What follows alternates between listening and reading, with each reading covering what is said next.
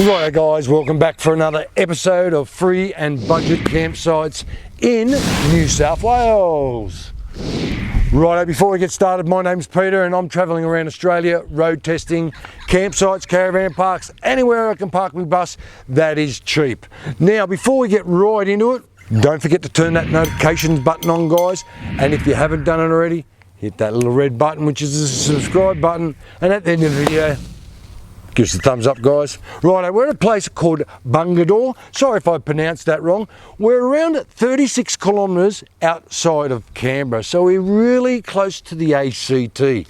Now guys, just a little bit of a heads up, anything in ACT, expensive. Look, I am going to try to hunt around some free budget campsites around that area, but I'm just outside of the ACT at the moment, and this one is a real budget. $15 for a non-powered site, and $25 for a powered site guys. Look, they've got a laundry in here, they've got a dump point, funny dump point, but I'll show you that throughout the show. They've got a great camp kitchen, which is good. All the information I'm going to leave on the screen throughout the show about phone numbers, emails, websites, Facebook pages if they've got it, Instagram, the lot. So just check it out. If you did miss any on the screen, please check the description down below.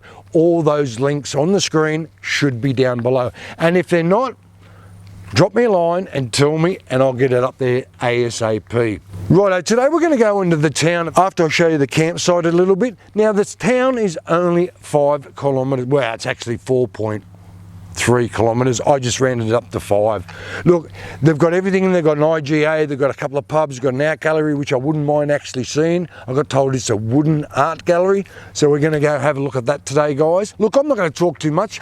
Let's get in these campsites and have a look. You'll be impressed. Let's get out of here. Righto guys, when you come through the front gate, just hang a right, follow the gravel track until you get to the actual office itself. Just pull up before you go through it. Go see Anne, she's a lovely lady, she'll help you all out and accommodate you in any way. If you need any special needs, like if you need solar, if you want shade, let her know and she'll point you in the right direction. Now she also has handmade jewellery in there. It looks fantastic. Look, the prices start from $5 and go up from there, but they're very nice. Look, they're only dress jewellery. You're not going to have the big solid chunky gold with the big rubies hanging out, but it is just dress jewellery. Woohoo guys, firewood. You can have fires at this campsite. Now the only thing is they do ask you to lift the fires off the ground. Now if you see the caretakers, they do have a few fire pits they can give out. Now firewood, $10 a load. Now that's pretty good, which is a great deal. So all this stuff burns pretty easy, so you will go through it a fair bit. That's why they give you so much. Campsites guys, now I thought I'd show you the non-powered campsites. Now look, that's where I'm parked at the moment. They do have power sites over the side, which I'll show you very shortly. These campsites here, they're quite a few of them. Now the non-powered sites are scattered throughout the park itself. Righto, this site can handle from tent to buses, so all you guys with large rigs, no worries, bring them out here, and the roads are fantastic on the way in here. Now, the campsite I'm on at the moment is dead level. I didn't have to level my van up at all. Now, she did mention it. They do have shaded areas around here if you want to park underneath them. Rightio guys, some of the powered campsites. Look, I'm pretty impressed with the campsites around here. They're scattered throughout the park, the powered sites. Ask the lovely caretakers and they'll give you a number. There's enough to keep your caravan with your awning, with your car right next to it. So they're pretty large sites. Now also with the water, they're right next to it. Now I do give a bit of a heads up with you guys with the water. This is bore water. Now apparently I got told they do filter it around 3 times through a couple of micro filters. Look, I always say when you go out in the area that you're living in, always use a filter with the water. Rightio, just up the road from the campsite I'm staying at the moment is a place called the Quarry. It's not a registered swim area, but a lot of the locals actually come up here and swim. There is an actual pool in the town, which I'm going to have a quick look at and see where it is and just show you guys, because it does get hot up here. During the day, stinking, and during the night, freezing. It is a large quarry. Look, I don't know how actually deep it is. If anyone comes out here and have touched the bottom, leave your comments down below. But I don't think no one's going to leave comments about touching it down below. Now look, it's only 10 metres where it's shallow, and then it drops down to Bumshitsville. Look, I don't know how deep this actual quarry goes, but it is a rock quarry, so it's nothing about dangerous in here at all. You know, there might be a Loch Ness monster, but I don't think so. Look, it'd be great for a jet ski. Righto guys, let's get into the town. I'm going to go for a coffee and I'll show you what the town's got to offer. No worries, let's get on our bikes and get in there. Now when you do come into the town itself to restock or resupply whatever you need, it's a decent sized town. They've got no Coles or Woolies or anything else. They've got an IGA around here and stuff like that. But it's a pretty good town. Now it's got a lot of cafes around here, a lot of art galleries in it. And today we're at a gallery today called the Woodwork Gallery. Place is on the corner of Ellendon and Melbourne Street in the town. Look, it's a great little gallery. Look, when you do come here, make sure you bring your money with you guys. Anyway, look, the town was established back in 1837, and this place, actually, the gallery's been around for 40 years now. David, he's the main director of the actual gallery himself. I will leave all the information that you need to contact them, phone numbers, emails, you name it, Facebook. There's no excuse for you can't get in contact with them. And look at some of their pieces. Most of the pieces are online for sale. So do yourself a favour, have a look, and if you like something, they do organise all the shipping, and for all you international guys overseas, they organise all the shipping too. Righto, let's not waste time. Let's get in there and have a look at some of these pieces in the art gallery. Righto guys, when you get in here, there's quite a bit to look at around here. The shop's pretty a decent sized length, and they've got a fair bit in here.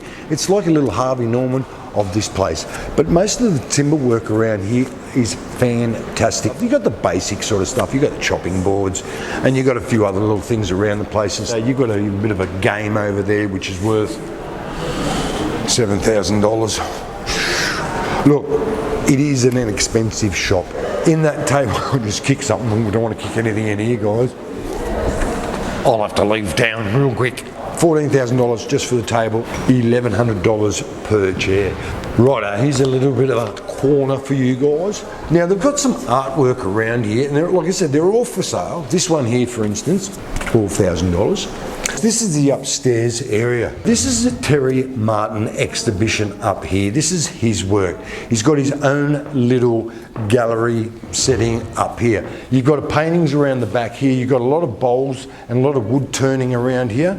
Look, they are pretty expensive up here also, guys. I'm just looking at a normal wooden bowl made out of a certain timber. Look, it's probably special timber, but you're looking at around $1,000 for just a wooden bowl. Righto guys, that's the Wood Gallery in Bungendore. Look, do yourself a favour, it's on the corner, pop in, there's plenty of parking around the place, and if you feel like a bite to eat, there is a cafeteria right next door which sells the best coffee I've had for a long time. Must admit, they are expensive, but the quality of work, you will not find this Harvey Norman domain or anything like that, guys. We're at a place called Lake George. It's a little stopover area. It's a great viewing area. Now this lake doesn't fill up all the time. It's mostly dry, so if you're ever coming past here, do yourself a favour, come and take some pictures of the lake when it's got water in it. It hasn't got much water in it normally.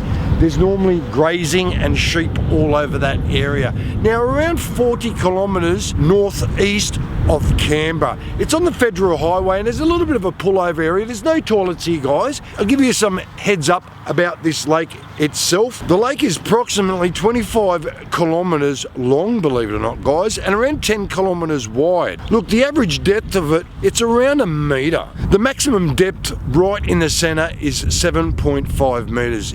Equals 25 feet, guys, so it does get pretty deep right out in the centre. Anyway, do yourself a favour, come out of Canberra, if the highway, stop in, have a look. We're sorry, your call cannot be completed as dialed. Righto guys, the phone reception. Look, at the moment I'm getting 4G only 2 bars. Now look, I'm going to do a speed test for you guys right now. Now at the moment I'm only getting 9.75, close to 10, and upload speed is close to 13, so it's not too bad. Look, you'll probably be able to stream a little bit. I wouldn't do too much streaming like Netflix and everything else. I don't think it's going to happen, guys, but it's good enough to make phone calls, check your emails and do a couple of things online. Now here's my friend Poochie. Of course, guys, when you see him, you know what's going on. This place is dog friendly too. So just when you come here with your Poochie, make sure he's all on a leash. And if he does a dog doo-doo, pick it up and put it in the bin, guys. No worries. Righto, kids make you pull your hair out, make you frustrated, send them down here, guys. Look what's behind me. What a cool little playground for your kids to come down and hurt themselves or break their leg. No, I'm only joking, they won't break their legs, guys. Now, it is a great little playground. It's a safe one, of course, guys. It's new. You've got a few climbing things, a slippery slide and everything else. I might even have a go on it this afternoon.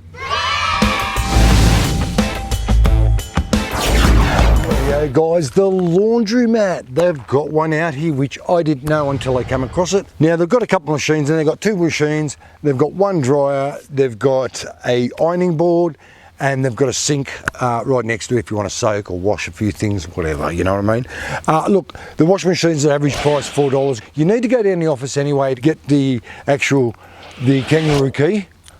That's to the laundry, and if you need some power, let them know. They'll give you a bag for $1 and Bob's your uncle. Now, you don't really need dryers out here. Look, they've got clotheslines around the back, and what I've been seeing so far, everyone's just been hanging their clothes on the barbed wire fence. Just be careful when you do that, guys. When you take it off, you rip it.